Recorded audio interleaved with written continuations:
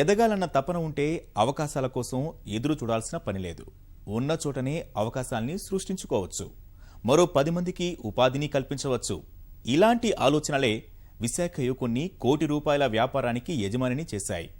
చొక్కా నలక్కుండా కాలర్ చిరక్కుండా పాడి పరిశ్రమలోనూ విజయం సాధించవచ్చని నిరూపించాడు.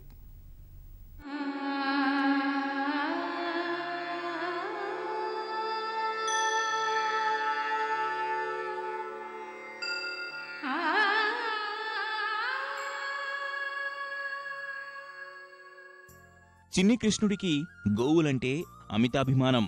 అలాంటి కన్నయ్యను పూజిస్తూ గోవులను సంరక్షించుకుంటూ పాడి పరిశ్రమలో అద్భుతాలు చేస్తున్నాడు విశాఖకు చెందిన సుబ్బరాజు వర్మ.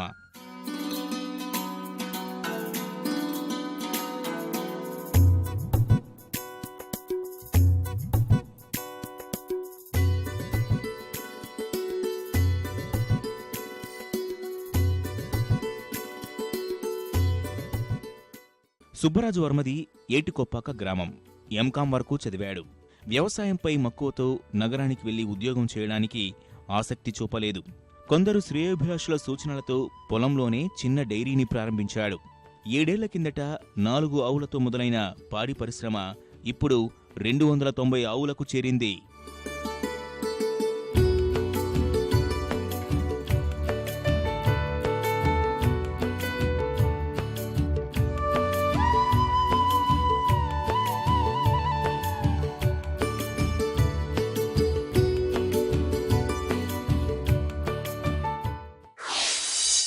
నేను 2008లో తక్కువ 4 పశువులతో చిన్న కమ్మల పందిరిలో ఈ డైరీని స్థాపించాను సార్.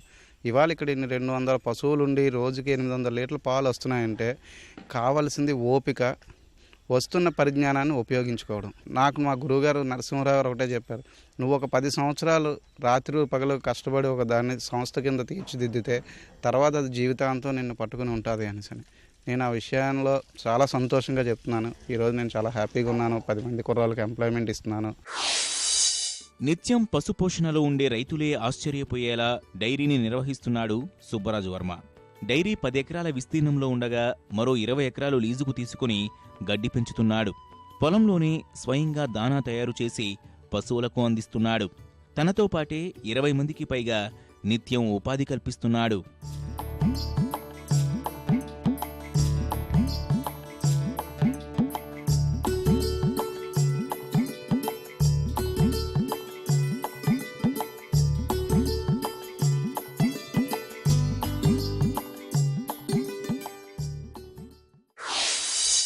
నా దగ్గర మొత్తం 25 మంది వరకు ఉన్నారు. అందులో వెటనరీ డిప్లొమా చేసిన కుర్రాళ్ళు ఒక 2 ఉన్నారు.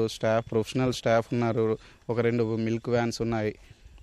గడ్డి కోసే ఆడవాళ్ళు ఉన్నారు ఒక 10 మంది వరకు.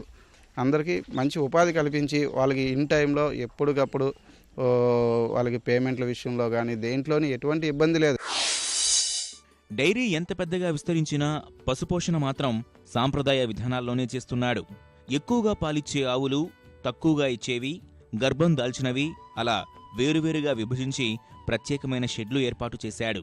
వర్మ దగ్గర 290 పశువులు ఉంటే ఇందులో పాలిచ్చేవి 80 మాత్రమే. పాలివ్వని ఆవుల్ని విక్రయించకుండా డైరీలోనే సాకుతున్నాడు. ప్రస్తుతం రోజుకు 800 లీటర్ల పాలు ఉత్పత్తి అవుతుండగా రోజుకు సగటున 30,000 రూపాయల వరకు వస్తున్నాయి. ఖర్చులన్నీ పోగా నెలకు 1,00,000 రూపాయలకు పైగా ఆదాయం వస్తోంది.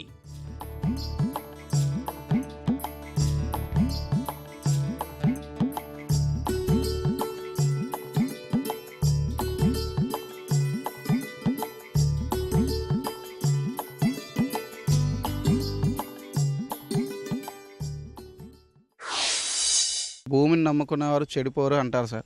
దానికి నేను 100% నమ్ముతాను. ఎందుకంటే ఈ 10 సంవత్సరాల్లోని నేను అంచెలంచెలుగా సంవత్సరంకి యావరేజ్ 100 లీటర్ల నుంచి ఈ సంవత్సరం యావరేజ్ 800 లీటర్లకు వచ్చామండి మేము. సుబ్బరాజు వర్మకు ఇతర వ్యాపారాలున్నా ఆవుల మీద ప్రేమతో డైరీకే ఎక్కువ సమయాన్ని కేటాయిస్తున్నాడు. ఊర్లో ఇల్లున్నా కుటుంబాన్ని పొలంలోని డైరీ వద్దకే మార్చేశాడు. లక్షల రూపాయలు సంపాదించాలంటే సాఫ్ట్వేర్ ఉద్యోగాలే అవసరం లేదని నిరూపిస్తున్నాడు. కొత్తగా పాడి పరిశ్రమలోకి అడుగుపెట్టాలనుకునే యువతకు సలహాలు, సూచనలు ఇస్తున్నాడు. ఒక డైరీ పరిశ్రమ అనేది స్థాపిస్తే కనీసం ఒక 2-3 సంవత్సరాలు దాన్ని బాధ్యతగా ఓపికతో చేసుకోవాలనుకుంటేనే డైరీ పరిశ్రమ పెట్టుకోవాలండి. ఎందుకంటే పెట్టి ఒక నెల రోజుల్లోనో ఒక 6 నెలల్లోనో దాని మంచి చెడ్డలు చెప్పలేమండి. ఒక డైరీ పరిశ్రమ అనేది పెడితే ఒక 3-4 సంవత్సరాలు ఓపిక పట్టి చేసుకుంటే బాగుంటుందండి. వ్యవసాయేతర పరిశ్రమల మీద చదువుకున్న యువత దృష్టి పెట్టి కష్టపడి ఓపికతో చేస్తే మంచి లాభాలు ఆశించవచ్చు. సుబ్బరాజు వర్మ డైరీ నుంచి ఏటా పాల ఉత్పత్తి పెరుగుతూనే ఉంది. ప్రస్తుతం ఏడాదికి ₹1 కోటి దాకా టర్నోవర్ జరుగుతోంది. త్వరలోనే తన బ్రాండ్ పాలను మార్కెట్లోకి తెచ్చేందుకు సన్నాహాలు చేస్తున్నాడు.